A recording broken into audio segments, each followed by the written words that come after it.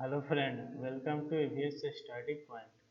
आज हम बात करेंगे क्लास 8 के जियोग्राफी के चैप्टर 1 के बारे में, जिसका नाम है संसाधन।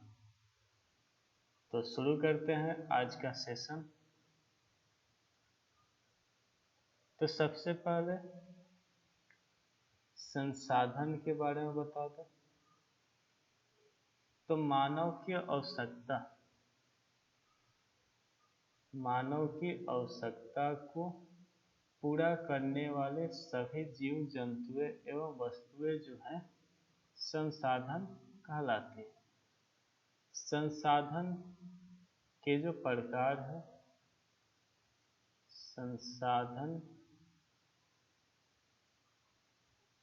के प्रकार देखें तो वो है, पहला है प्राकृतिक संसाधन। प्राकृतिक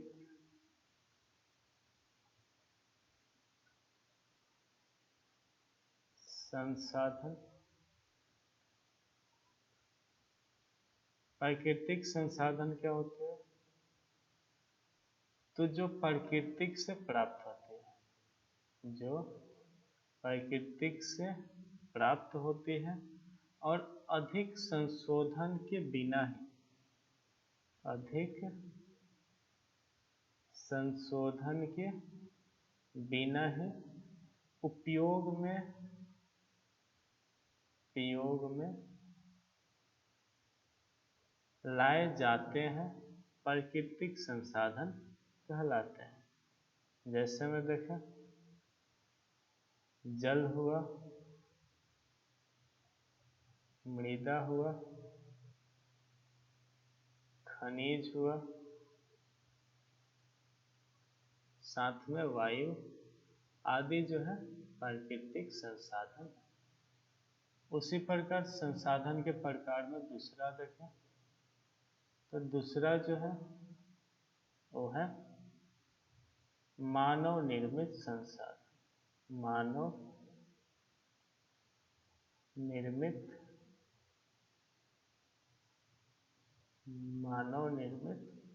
संसाधन। तो मानव निर्मित संसाधन क्या होते हैं? जो मानव द्वारा बनाया गया संसाधन हो, उससे मानव निर्मित संसाधन कहते हैं। जैसे में सड़क हुआ, मशीन, पुल आदि जो है मानव निर्मित संसाधन। उसी प्रकार संसाधन के प्रकार में तीसरा जो है, थर्ड नंबर जो है वो है मानव संसाधन। मानव संसाधन। तो मानव संसाधन क्या है? तो पता है कि लोग और अधिक संसाधन बनाने के लिए, अधिक संसाधन बनाने के लिए प्राकृतिक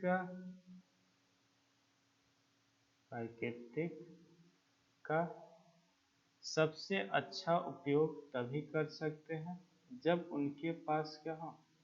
ज्ञान हो या कौशल हो या प्रौद्योगिकी उपलब्ध हो। इस प्रकार के जो संसाधन होते हैं, यानी मानव जो है क्या है? एक प्रकार का संसाधन होता है। यानी फिर से दोहरा दें तो लोग और अधिक संसाधन बनाने के लिए प्रकृति का सबसे अच्छा उपयोग तभी कर सकते हैं जब उनके पास ऐसा करने का क्या हो? ज्ञान हो, कौशल हो, प्रौद्योगिकी उपलब्ध हो। इसलिए मनुष्य एक प्रकार का क्या होता है? संसाधन होता है। चलते हैं अगले पॉइंट पे। अगला पॉइंट क्या है? तो जो संसाधन है,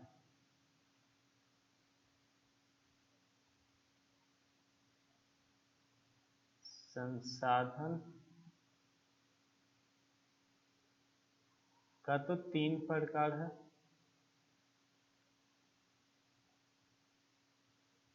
तीन कौन कौन से हैं? तो पहला है प्राकृतिक,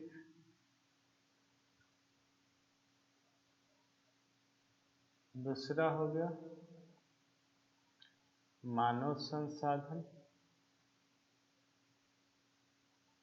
तीसरा हो गया मानवकृत, मानवकृत।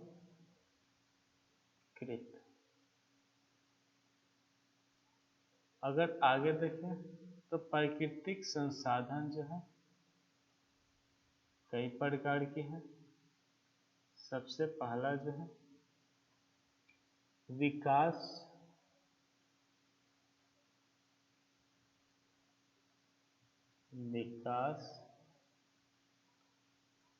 एवं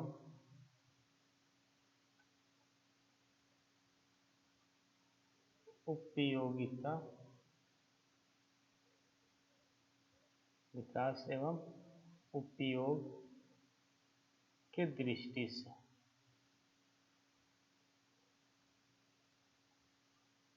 विकास एवं उपयोग के दृष्टि से कितना संसाधन है? 2 है। एक हो गया वास्तविक,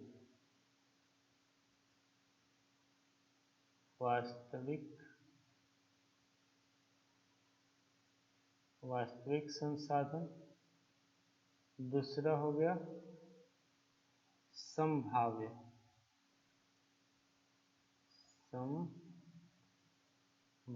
संसाधन। उसी प्रकार अगला देखें प्राकृतिक संसाधन में, तो उत्पत्ति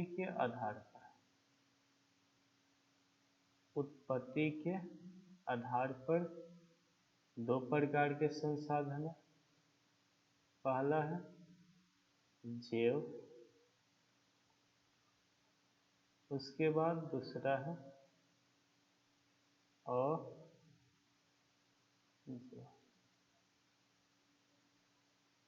उसी प्रकार अगला देखें प्राकृतिक संसाधन में, तो है उपलब्धता के आधार पर, उपलब्धता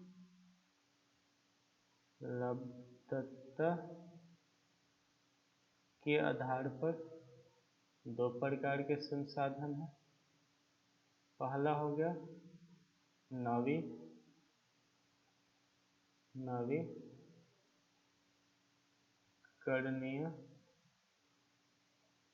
दूसरा हो गया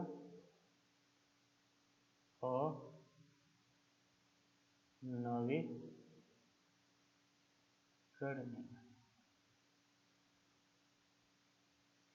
उसी प्रकार प्राकृतिक संसाधन में अगला देखें वितरण के आधार पर, जो संसाधन है वो है सर्वत्र,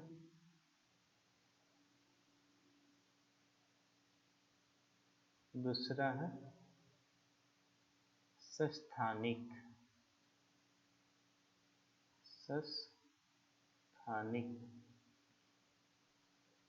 तो विकास एवं उपयोग के दृष्टि से कितना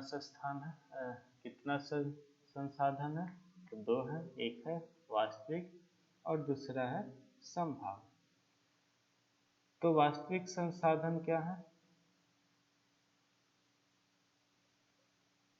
तो उन संसाधनों को कहा जाता है जिनकी कुल मात्रा जो है ज्ञात होती है, कुल मात्रा ज्ञात होती है, तथा इन संसाधनों का उपलब्ध जो है तकनीकी सहायता से वर्तमान समय में वर्तमान समय में उपयोग किया जा रहा है, तो इन संसाधनों को जो है वास्तविक संसाधन कहते हैं। उसी प्रकार जो संभाव्य संसाधन है, तो उन संसाधनों को कहा जाता है जिनकी कुल मात्रा ज्ञात नहीं होती, कुल मात्रा ज्ञात नहीं होती है तथा वर्तमान समय में इसका जो है उपयोग भी नहीं किया जाता है। इन संसाधनों के उपयोग जो है भविष्य में करने की संभावना होती है, इसलिए इसे संभाव्य संसाधन कहते हैं। उसी प्रकार उत्पत्ति के आधार पे जो संसाधन है, पहला है जैव संसाधन। क्या होता है? तो जैव संसाधन के अंतर्गत जो है सभी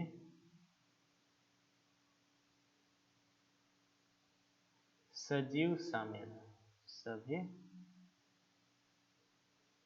सजीव शामिल है, जैसे में पेड़ पौधा, वन, जीव जंतु जो है क्या है जैव संसाधन। उसी प्रकार दूसरा है अजैव संसाधन। सभी निर्जीव वस्तुएं जो है अजैव संसाधन कहे जाते हैं, जैसे में खनिज, चट्टान आदि जो है अजैव संसाधन। उसी प्रकार उपलब्धता के आधार पर एक है नवीकरणीय। नवीकरणीय संसाधन क्या है? जिन्हें दोबारा प्रयोग कर सकते हैं, जिन्हें दोबारा प्रयोग कर सकते हैं उन्हें नवीकरणीय संसाधन कहते हैं। और नवीकरणीय संसाधन क्या है? जिन्हें दोबारा उपयोग नहीं कर सकते हैं, यानी एक ही बार प्रयोग करने के बाद उसके जो गुण हैं खत्म हो जाते हैं, उसे अनवीकरणीय संसाधन कहते हैं। उसी प्रकार वितरण के आधार पर जो संसाधन है, पहला है सर्वत्र। वैसा संसाधन जो सभी जगह उपलब्ध हो, उसे सर्वत्र संसाधन कहते हैं। जैसे में मृदा है यानी मिट्टी है, उसी प्रकार पवन है, ये क्या है सर्वत्र संसाधन है। अगला जो है संस्थानिक संसाधन। तो संस्थानिक संसाधन क्या है? तो केवल एक ही जगह पर यानी किसी खास जगह पर जो संसाधन उपलब्ध होती है उससे संस्थानिक संसाधन कहते हैं। तो चलते हैं अगले पॉइंट पे। अगला पॉइंट क्या है?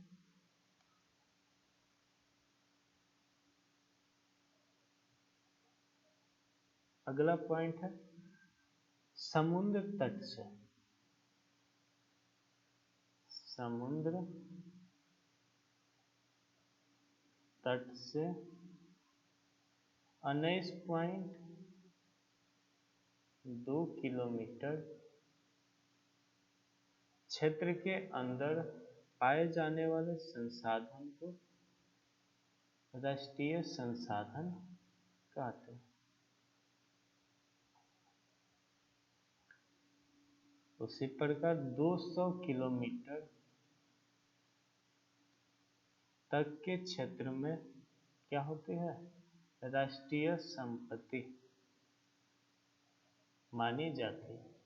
यानी समुद्र तट से 19.2 किलोमीटर क्षेत्र के अंदर जितना भी संसाधन पाई जाती है उसे राष्ट्रीय संसाधन कहते हैं।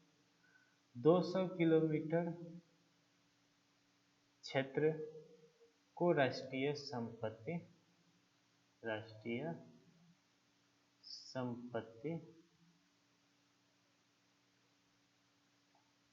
मानी जाती है। उसी प्रकार अगला पॉइंट देखें, 19.2 किलोमीटर से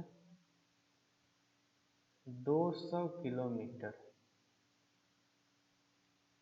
तक क्षेत्र जो है अपवर्जक आर्थिक क्षेत्र कहा जाता है।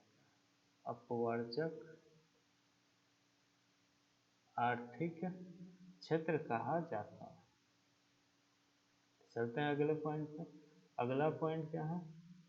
अगला पॉइंट है संसाधन संरक्षण। संसाधन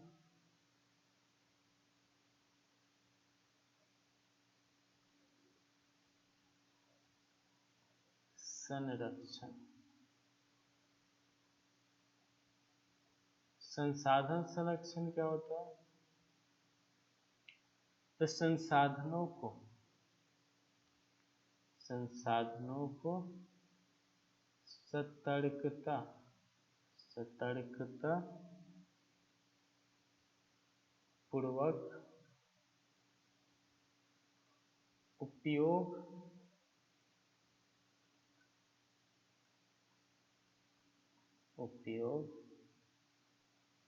करना और उन्हें नवीकरण के लिए समय देना। नवीकरण के लिए समय देना संसाधन संरक्षण कहलाता है। फिर से दोहराते हैं, संसाधनों का सतर्कता पूर्वक उपयोग करना और उन्हें नवीकरण के लिए समय देना संसाधन संरक्षण कहलाता है। उसी प्रकार अगला पॉइंट है सतत पोषणीय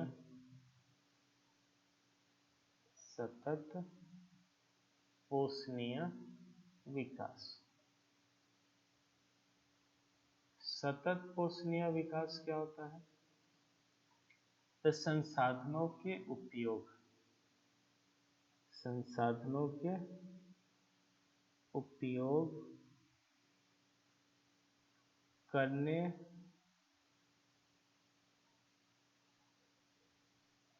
की आवश्यकता और भविष्य के लिए उनके संरक्षण में संतुलन बनाए रखना सतत पोषणीय विकास कहलाते हैं। तो आज के लिए इतना है, मिलते हैं अगले वीडियो में। तब तक चैनल को सब्सक्राइब जरूर करें, साथ में बेल आइकन को दबाएं और साथ में शेयर जरूर करें। तो मिलते हैं अगले वीडियो में, तब तक के लिए बाय।